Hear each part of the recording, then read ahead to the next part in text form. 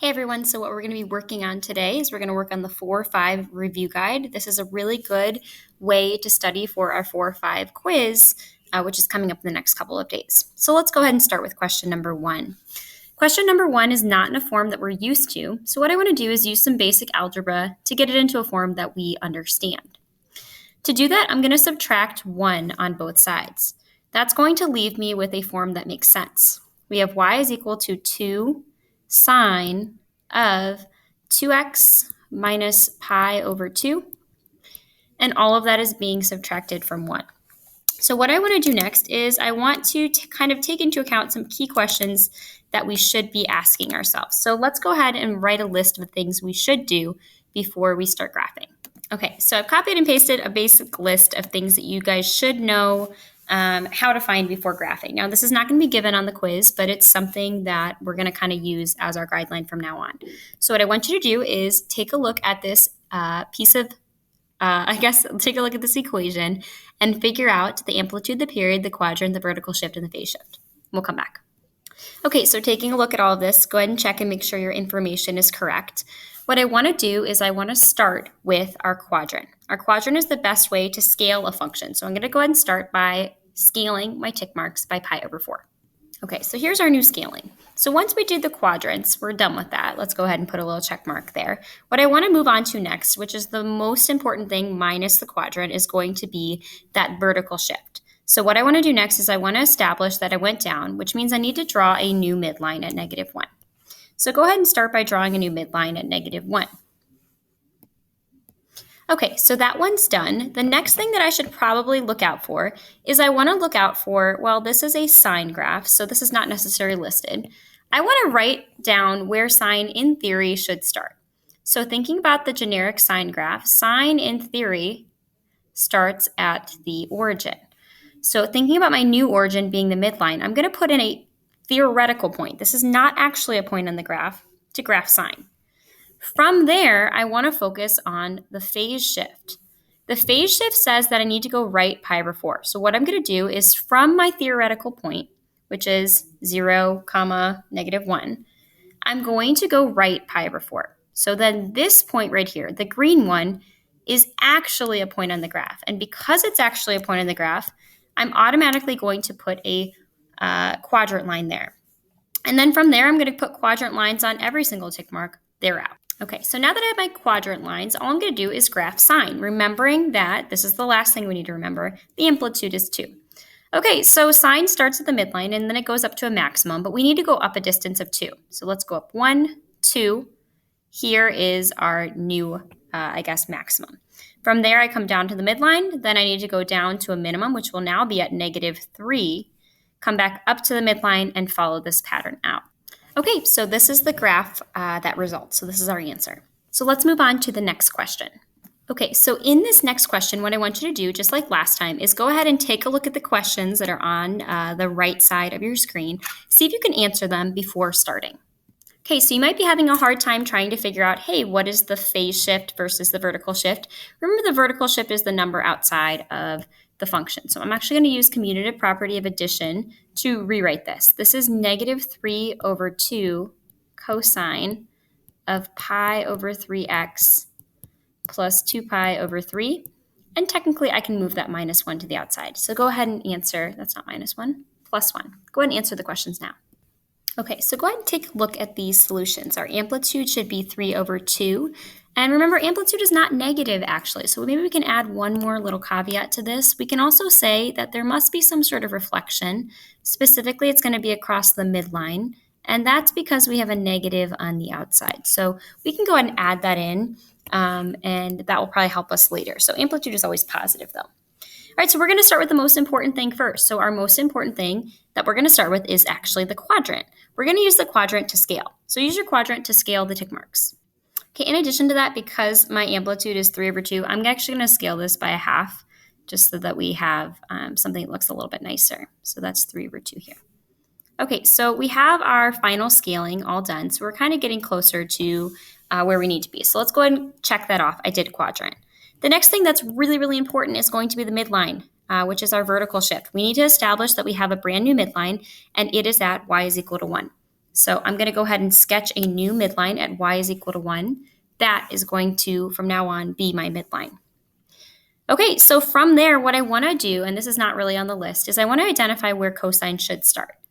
Okay, well, my amplitude is 3 halves. And so I need to go from this midline, I need to go up 3 halves. So that's going to take me up to 1 half. Give me 1 second. I think we need to add an extra little mark up here. There we go. So we need to go up just a little bit more to 5 halves, right? We need to go 1, 2, 3 halves. So this in theory is where cosine should start, from the midline. But it's not actually going to start there because I know something new. I know, according to my phase shift, that I need to move left 2. Okay, so what I'm going to do is from my phase shift, I need to move left 2. But that's kind of hard to do because notice how my scaling is 3 halves. So to go left 2, here's what I would suggest doing. Let's break 3 halves into segments that are all 1 half in length. So 3 halves technically has a 1 half, and then it goes to 1, and then it goes to 3 halves. So we're going to break these up into thirds, like so we can identify where -2 would be. Remembering that each of these little green tick marks actually represents a half. Okay, so if I want to move left 2, I need to go 1 half, 2 halves, 3 halves, 4 halves to right here. So what I'm going to do is I'm going to sketch a quadrant line right there just to kind of remind me of where that is because it's so high up. And that means that I need to move left 2, which will actually bring me to my new point on the grid, which is going to be right here. From there, we need to remember that each of our quadrant lines is going to be 3 halves long. So we need to remember that. So in order to find our next quadrant line, I need to go 1 half, 2 halves, 3 halves to the next quadrant line here. And we're going to sketch as follows. So let's go ahead and sketch that one there. Let's do that in green though. Okay, and we'll continue this pattern. So remember, each quadrant line we established was 3 halves. So let's go 1 half, 2 halves, 3 halves to the next quadrant line, which is going to be right here. And let's follow that pattern. So go ahead and follow that pattern. Okay, so at this point we have all of our quadrant lines sketched, which means our phase shift is done. So the very last thing that I want to focus on, just remember the amplitude is 3/2. So just keep that in mind and let's follow the pattern. Cosine starts at a maximum and comes down to the midline. From there, it's going to come down to a minimum. Remember, it needs to go 3 halves down. So 1 half, 2 halves, 3 halves down to a minimum. Then it comes back up to the midline and it comes back up to the maximum, and we can follow this pattern as follows. And this green graph right here is going to be our solution. You know what? I take that back. It will not be our solution because I forgot to mention we do have that reflection. So we do have one more step, unfortunately. So because we have a reflection, let's make our final solution in red. To find our final solution, we need to reflect this entire graph across the midline. So all I'm going to do is say, okay, every point that's on the midline stays the same. Every point that's a max or min gets reflected across the midline as follows. So let's see what this is going to end up looking like. It should look like a reflection. There we go. So our actual answer, and I'll highlight this in red, is this. So sorry about that. So our total answer here is the red graph. All right, so let's move on to the next question. Okay, our next question is kind of a breath of fresh air in that it's already in the form that we understand and recognize. So let's go ahead and see if we can answer those following questions. Let me put those up on the screen. All right, so go ahead and answer these questions, and then we'll come back. Okay, so here are our solutions. Let's go ahead and start by taking a look at the most important piece, which is our quadrant. The quadrant did require a little bit of keep it, switch it, flip it because I had a double fraction. And so my result is that my quadrants need to be scaled by pi/6. Our amplitude is 1.5, so maybe we should scale the y-axis by 0.5 just to be, you know what, I don't think that's going to fit. So maybe we'll see what I do. Okay, so I ended up just scaling it by 1s for the y-axis. I think we're just gonna have to use half marks because it is not going to fit otherwise. All right, so let's go ahead and start. We already found our quadrants. That's the most important first number step. The next thing we're gonna do is we're gonna take a look at the vertical shift because that's the second most important thing. We're going down 2, which means we are going to need a brand new midline at -2. So let's go ahead and sketch our brand new midline at -2. From there, we want to take a look and think, where should cosine in theory go? Well, cosine always starts at a maximum. We have an amplitude of 1.5, which means cosine should go up 1.5 from the midline. In theory, this is not actually going to be the case though. Okay, so then from there we have our theoretical point. Let's figure out what our real point is going to be using the phase shift. We have a phase shift of x equals positive pi over 3, which means we need to be moving right pi over 3. Well, I don't see pi over 3 on my graph, but it kind of is there. Notice how 2 pi over 6 is the same thing as pi over 3 if we simplify that fraction. So we need to move right pi over 3. So that's what I'm going to do. I'm going to take my theoretical point and I'm going to move it right pi over 3. And then right there, just so I'm not confused, I'm going to sketch a quadrant line just to know that that's my new starting place. All right, so then from there, every quadrant line is still going to be pi over 6, which means all of our quadrant lines are now still going to be on the tick mark, so nothing complex about that. So let's finish. Okay, so we have our quadrant lines, we have our initial point, we are ready to go. The cosine graph, and I'm not going to graph the negative, I'm going to graph the positive first because it's way easier. The cosine graph starts at a maximum, comes down to the midline, then goes down to a minimum. Remember, we need to go down 1.5, so we need to go down a little bit before -4. So go down 1.5, and then continue this pattern. Okay, quick reminder, this is not actually going to be our answer. We need our very last step, which is to reflect across the midline. So I'm going to go ahead and identify that all my points on the midline are going to stay the same. They reflect the same place. All my maxes will turn into mins, and all my mins will turn into maxes using this process here. And so the red graph is going to be our solution. Okay, so for our next graph, we're going to answer the same questions. In fact, this graph is looking like it might be even easier, mostly because there's just maybe a little bit less. The amplitude is not involved. So let's go ahead and fill out our answers for this first.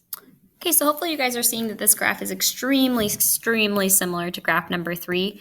One thing we might want to add is this is still going to require reflection across the midline. So just kind of keep that in mind. That's going to be our last step.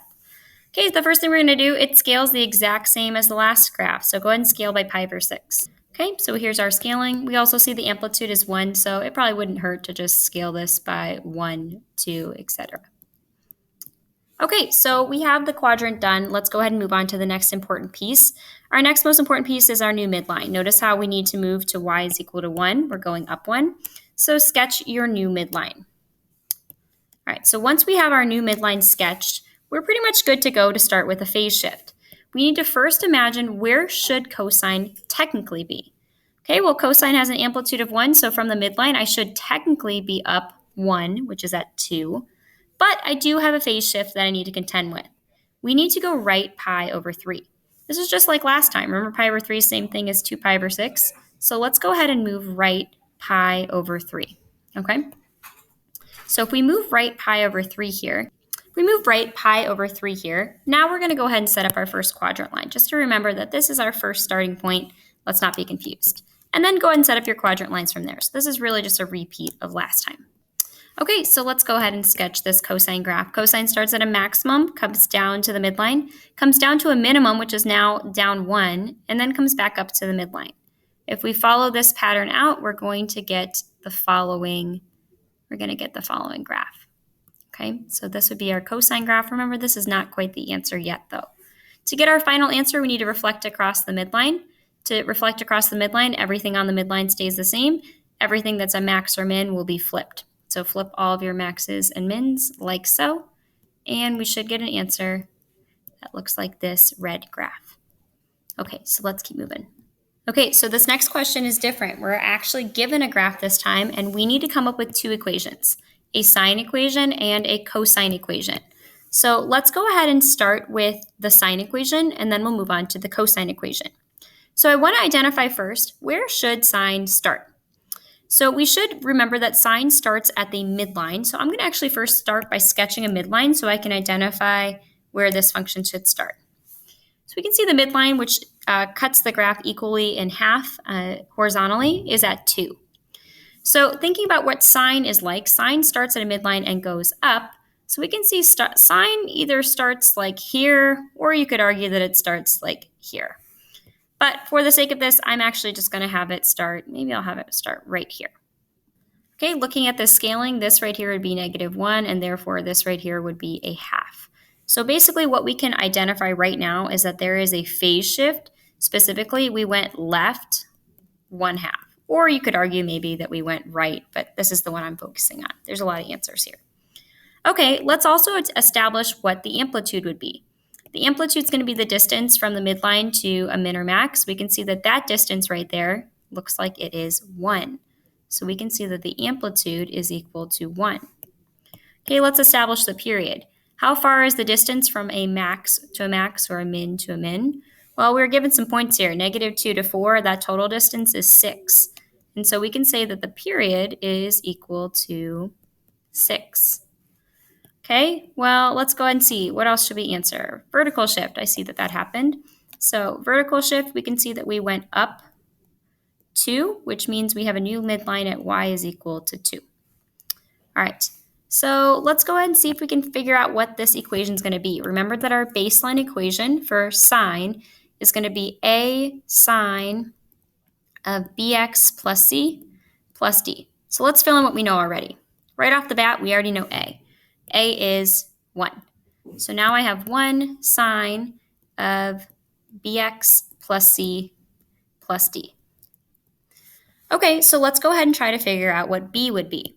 To figure out b, we need to work in reverse. Remember that the period is equal to 2 pi over b, which means that 6 is equal to 2 pi over b. So if I go ahead and solve this, 6 is equal to 2 pi over b. We multiply by b on both sides, we get 6b, or b times 6, is equal to 2 pi. Divide by 6, and we should get that b is equal to pi over 3. So we have that. So let's fill that out again. So now we have 1 sine of b, which we already know, is pi over 3 x plus c plus d. In fact, actually, while we're at it, we already know what d is. D is up to. So let's just replace that right now. So d is up to, which means we only need to find one more thing. We need to find out the c value. To figure out the c value, there's 2 different ways to do this. I'll do the long way first. Remember that the c value is always equal to 0, right? My left and right value is always setting the inside equal to 0. So let's do that. I know that 0 should equal bx plus c. And I know a couple of things just right off the bat. I know that b already is pi over 3. And technically, I actually already know what x is. We already said it. We said that we're moving left 1/2. So because we already know that, we can already put that in there. So let's go ahead and put that one in blue. Okay, so that's going to be -1/2 plus c. And then all we need to do is solve for c. So if we do this, we multiply this through, we're going to get 0 is equal to negative pi over 6 plus c, which means that pi over 6 is equal to c.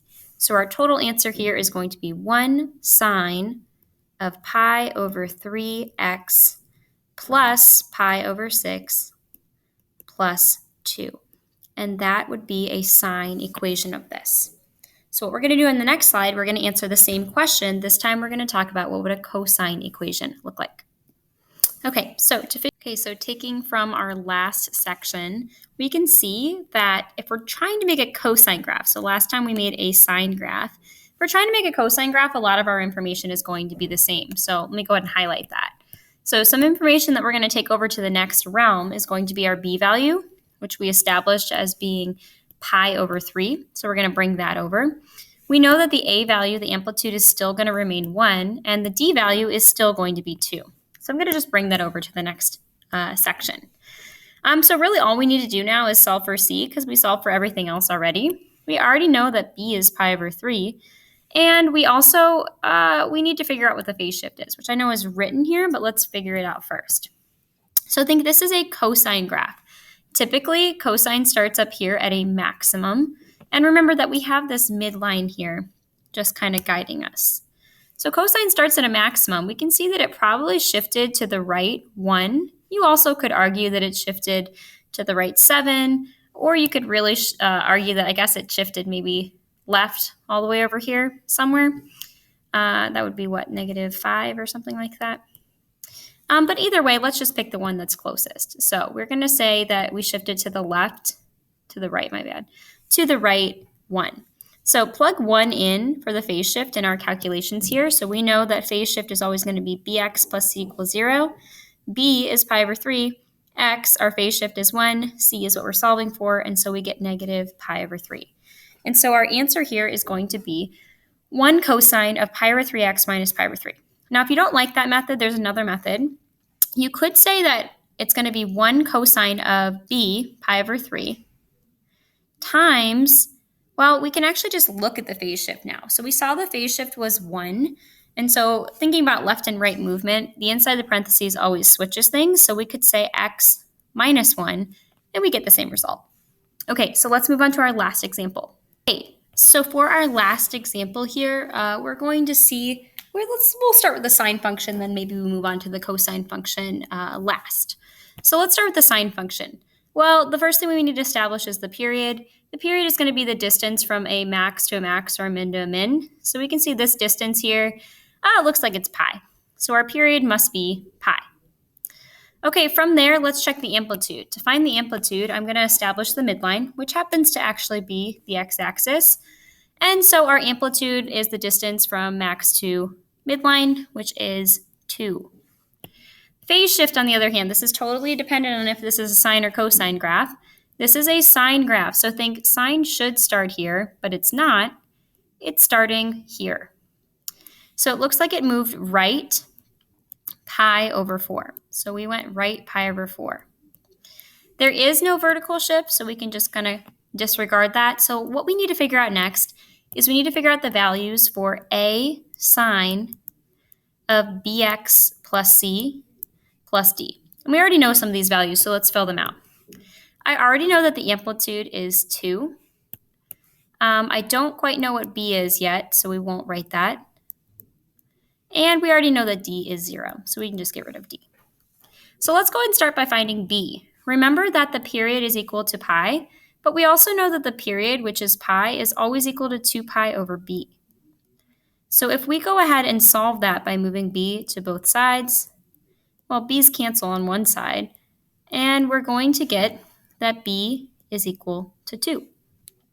And so at this point, right off the bat, we know b is 2.